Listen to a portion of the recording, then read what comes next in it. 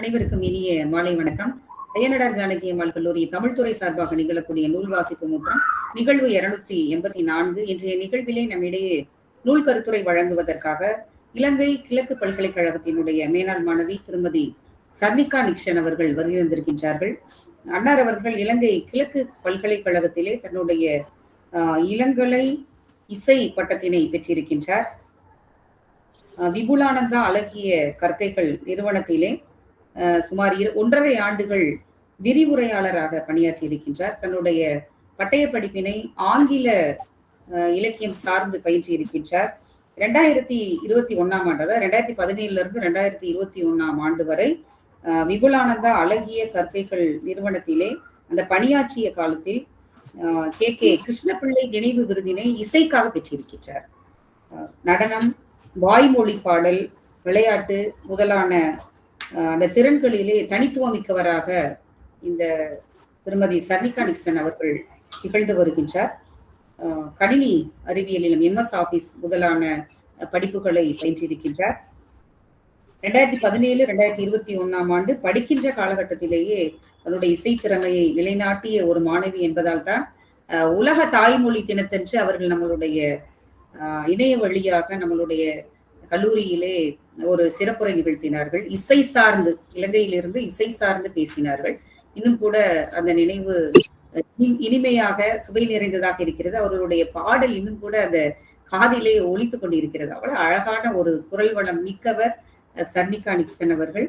அன்னார் அவர்களை அந்த விபுலானந்தா அழகிய கற்கைகள் நிறுவகத்தினுடைய விரிவுரையாளர் கோபிநாத் அவர்கள் அறிமுகப்படுத்தினார். கோபிநாத்திற்கும் நமக்குமான தொடர்பு பல்லாண்டுகளாக நீடிக்கிறது இலங்கையில் இருந்து.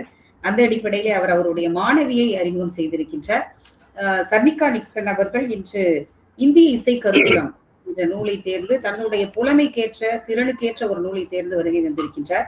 டாக்டர் கே பக்கிரிசாமி பாரதி அவர்கள் இந்த நூலை எழுதியிருக்கின்றார். எப்பொழுதுமே இப்படி சொல்வார்கள், எழிசையாய் இசை பயனாய் என்னுடைய தோழனுமா என்று பக்தி இலக்கியம் இசையை பாராட்டுகிறது. கடவுளே நேரடியாக வந்து வரம் கொடுத்த ஒரு கலைதான் இசைக்கலை என்று கூட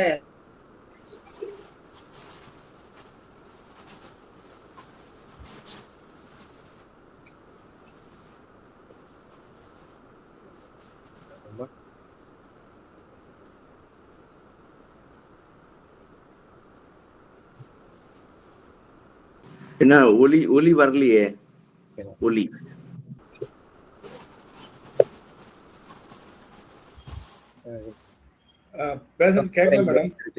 அருள்மொழி அம்மா அவர்களுக்கு நன்றி.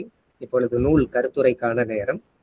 டாக்டர் கே பக்கிரிசாமி பாரதி அவர்கள் எழுதிய இந்திய இசை கருவூலம் என்ற நூல் குறித்து பேசுவதற்கு இலங்கை கிழக்கு பல்கலைக்கழக மேனாள் மாணவி திருமதி சர்னிகா நிக்சன் அவர்களை அன்போடு அழைக்கின்றேன்.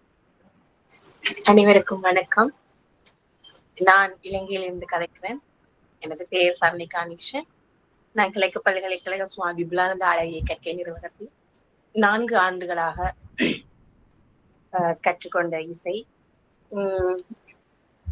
இன்று என்னை ஒரு நூல் ஆய்வில்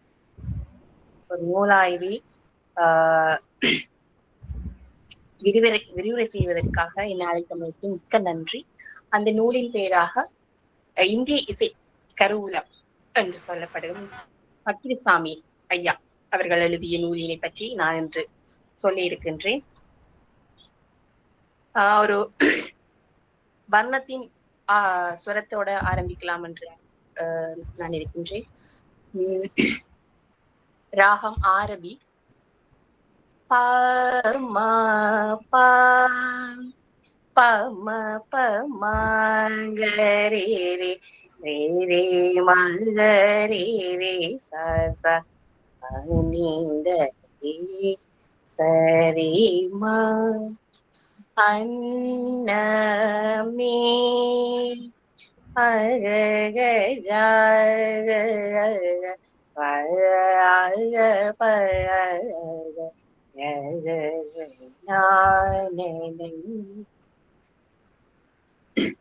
அதாவது ஒரு சாகித்யம் தொடங்குவதற்கு முன்னே ஸ்வரமானது தொடங்கிவிட்டது.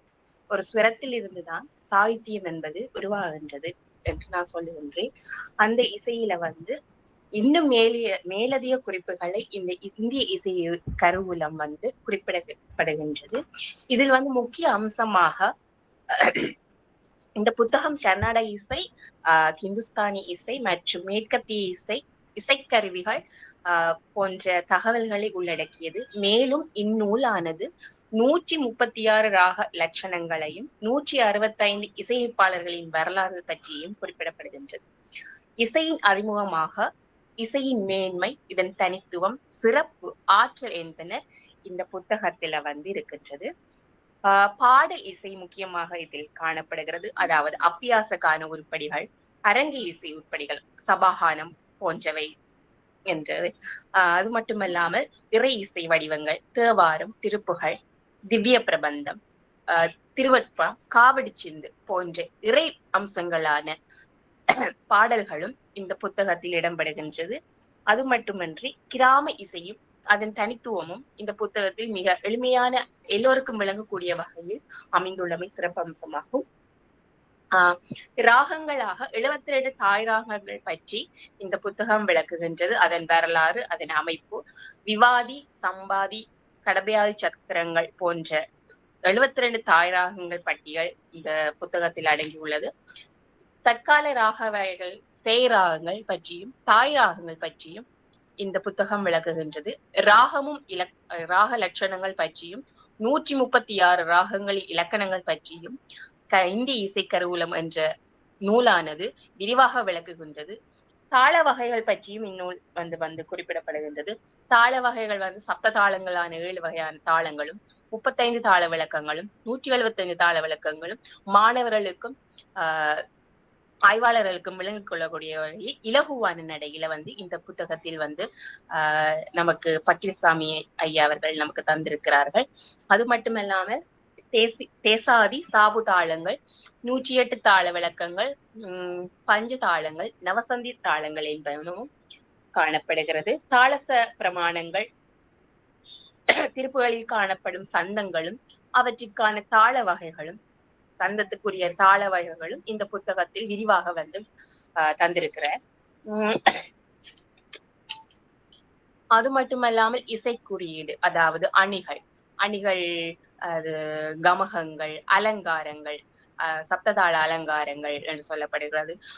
அந்த அலங்காரத்துக்குரிய இலக்கணங்கள், அந்த ராகங்களுக்குரிய முத்திரைகள், அந்த முத்திரைகளுக்குரிய கொண்ட காணப்படுகின்ற இந்த பண்டைய இலக்கணங்களாக காணப்படுகிறது.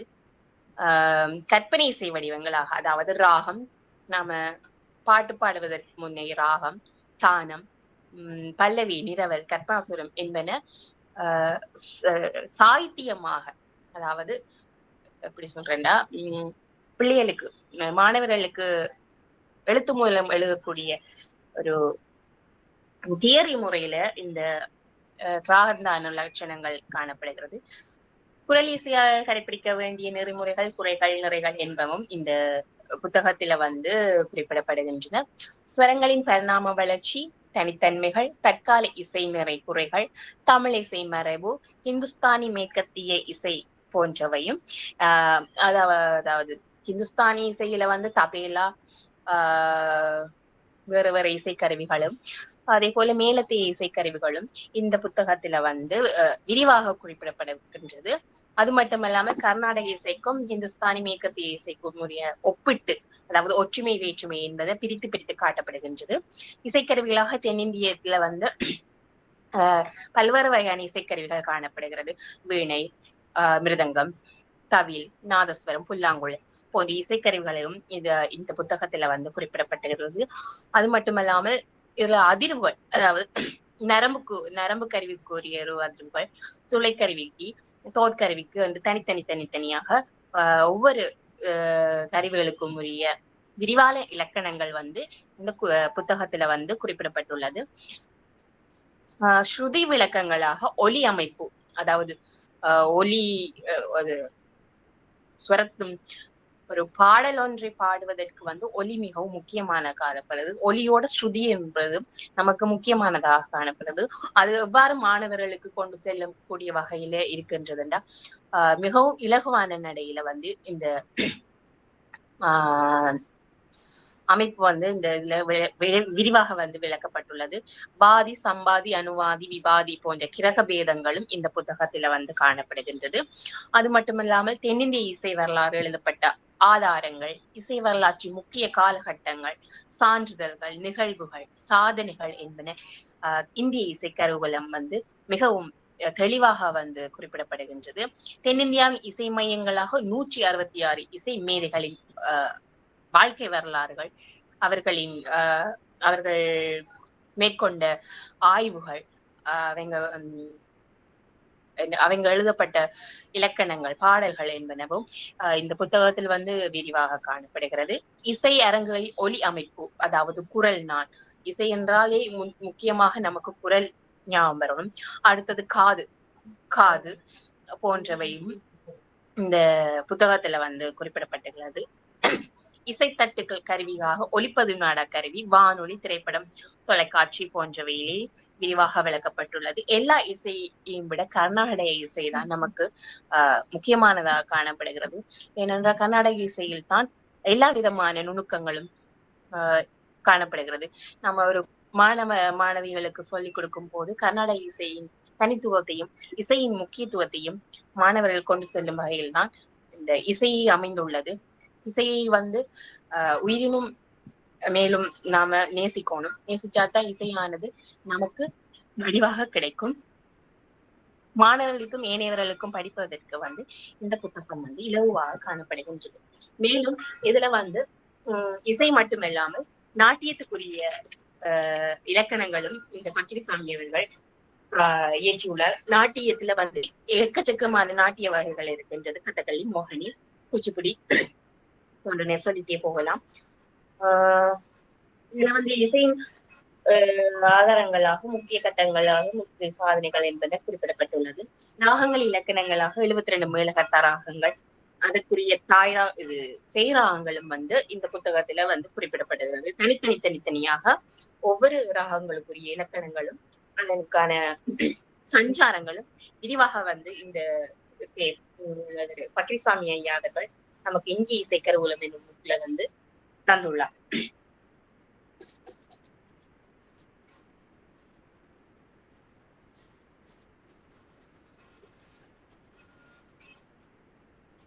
தென்னிந்திய இசை மையங்களாக வந்து தஞ்சாவூர், சென்னை, மைசூர், திருவாங்கூர், திருப்பதி, எட்டயபுரம், உடையார்பாளையம், புதுக்கோட்டை, ராமநாதபுரம், விஜயநகரம், சிவகங்கை, வெங்கடகிரி, மதுரை போன்ற தென்னிந்திய இசை மையங்கள் இந்த புத்தகத்துல வந்து விரிவாக விளக்கப்பட்டுள்ளது.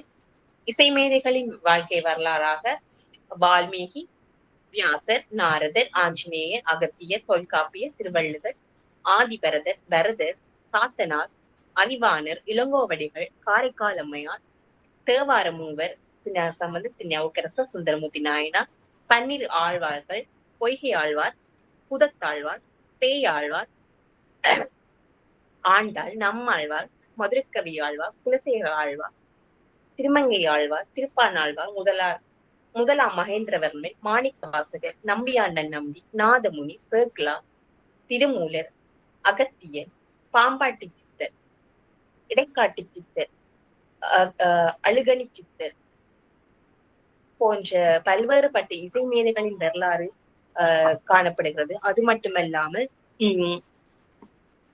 சில மகாராஜர்கள் வாழ்க்கை வரலாறு இதுல காணப்படுகிறது. சாரங்க தேவர், முத்துத்தாண்டவர், மாரிமுத்தா பிள்ளை, அருணாச்சல கவிராயர், தஞ்சை நால்வர், சுவாய் திருநாள் மகாராஜா, சின்னசாமி தீட்சிதர், பாலசாமி தீட்சிதர் போன்ற பல்வேறுபட்ட இசைக்கலைஞர்கள் இந்த புத்தகத்துல வந்து விரிவாக விளக்கப்பட்டுள்ளனர்.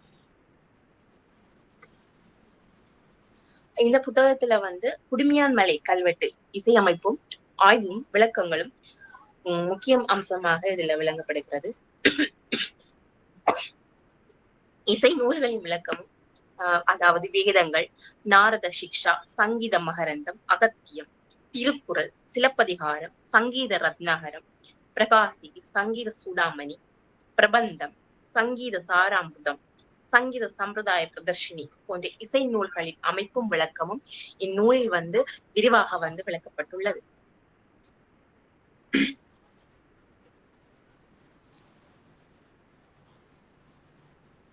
இன்னும் சில விடயங்களும் இந்நூலில வந்து சிறப்பாக காணப்படுகிறது.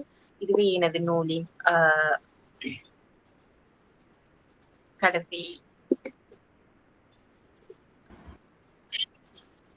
முடிப்பு.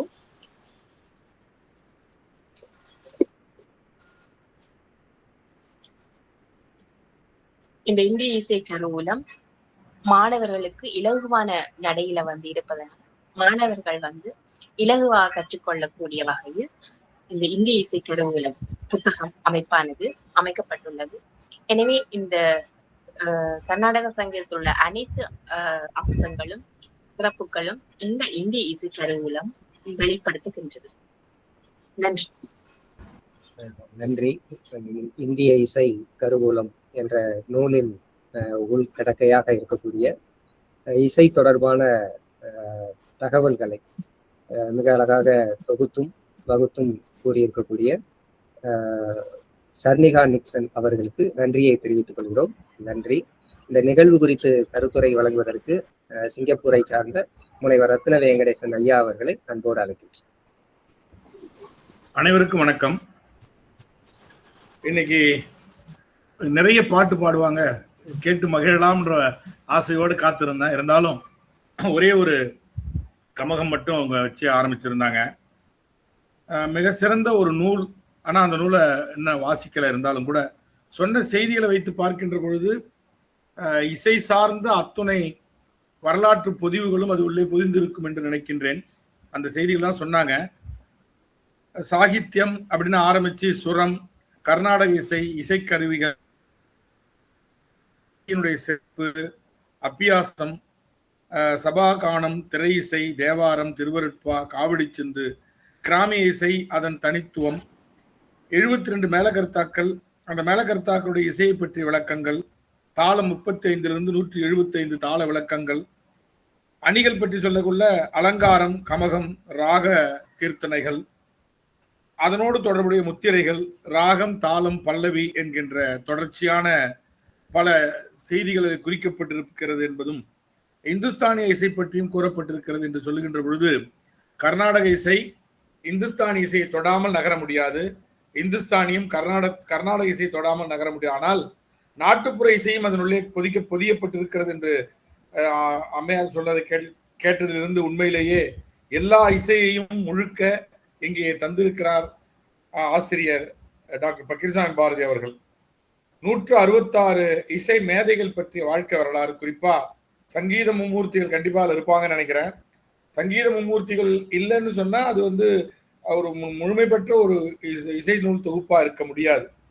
இசை அறிஞர்கள் யார் யாருன்னு சொல்லக்கொள்ள முதல்ல வர்றவர் நம்ம தேவலோக நாரதர் தான்.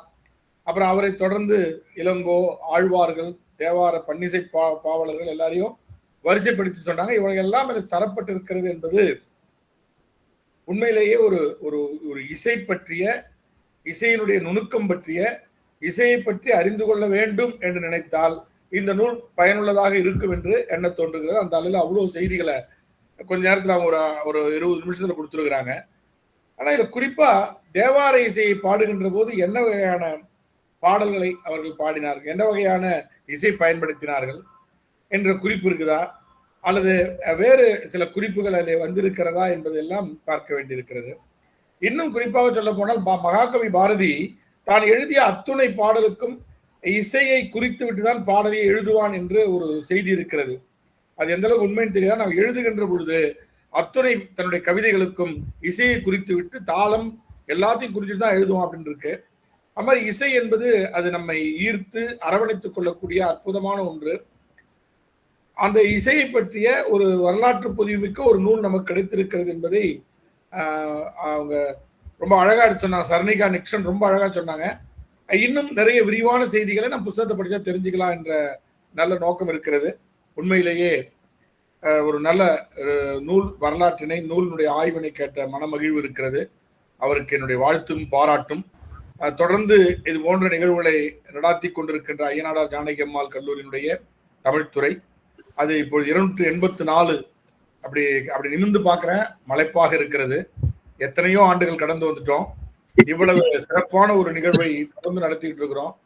உண்மையிலேயே இப்ப இந்த நூலை பத்தி நான் எனக்கு சங்கீதம் எனக்கு சங்கீதத்துக்கு ரொம்ப தூரம். அப்ப சங்கீதத்தை பத்தி எனக்கு தெரியலன்றதுனால நூலை நான் படிக்க மாட்டேன் தான், உண்மையிலே படிக்க மாட்டேன். ஆனா இன்னைக்கு இதுக்குள்ள இவ்வளவு செய்திகள், இந்த செய்திகள் எல்லாம் சங்கீதம் சார்ந்திருக்கின்ற 35 தாளமும் அந்த தாளத்தை உடைச்சு வந்தா 175 தாளம், இதெல்லாம் நமக்கு தெரியாது. அது 72 மேலக்கருத்தாக்கள் நமக்கு தெரியாது. இவைகளெல்லாம் அவங்க சொல்லும் பொழுதும் அப்புறம் இசை கருவிகளை பற்றிய செய்திகள் எல்லாம் போகும்போது ஓகே, இவ்வளவும் நம்முடைய வாழ்க்கையோடு மரபோடு நம்முடைய பழக்க வழக்கோடு இணைந்திருக்கிறது என்பதை அறிவதற்கு ஒரு வாய்ப்பாக இது அமைந்திருக்கிறது. இப்படிப்பட்ட ஒரு நல்ல நூலாய்வினை பல செய்திகளை நாம் என்பதை கேட்டு தெரிந்து கொண்டிருக்கின்றோம். அவ்வளவு அதுக்கு ஏற்பாடு செய்திருக்கின்ற ஐயனாடார் ஜானகி அம்மாள் கல்லூரி, அதனுடைய கல்லூரியினுடைய தாளாளர் ஐயா அபிரூபன் அவர்கள், அவரை தொடர்ந்து முதல்வர் அவர்கள், துறையினுடைய தலைவர் அருள்மொழி அம்மா அவர்கள், வினோத், பேராசிரியர் வினோத், பேராசிரியர் சாந்தி, பேராசிரியர் அருள்மொழி, பேராசிரியர் முத்தமிழ் செல்வன், இப்படி நிறைய பேரை சொல்லிக்கிட்டே இருக்கலாம். இதோடு எங்களோடு சேர்ந்து பயணிக்கின்ற மலேசியா அமைப்பை சேர்ந்த பேராசிரியர்கள், குறிப்பாக மேஜர் இளங்கோவன், ஆறுமுகசாமி, TN ராமசாமி, இப்படி எல்லாமே தொடர்ந்து பயணிச்சுட்டு இருக்கிறோம். ஒரு சில வாரங்கள் வர முடியல, ஒரு பல வாரங்கள் வந்துட்டு இருக்கிறோம்.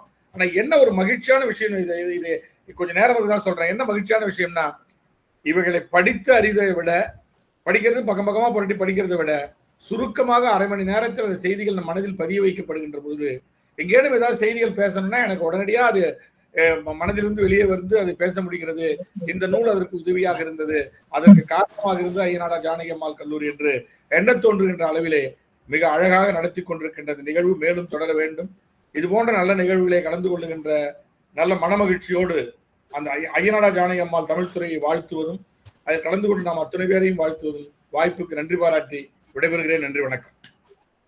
நன்றிங்க. கருத்துரை வழங்கி சிறப்பித்த ரத்ன வெங்கடேசன் ஐயா அவர்களுக்கு நன்றி. நிறைவாக நன்றி உரை வழங்குவதற்கு தமிழ்துறை உதவி பேராசிரியர் சிவஞானம் அவர்களை அன்போடு அழைக்கின்றேன். அனைவருக்கும் வணக்கம். சிவகாசி ஐயனாடார் ஜானகி அம்மாள் கல்லூரியின் தமிழ்துறை சார்பாக நிகழும் பன்னாட்டு அளவிலான நூல் வாசி 280 நாங்கள் தொடர்ந்து நடப்பதற்கு அனுமதி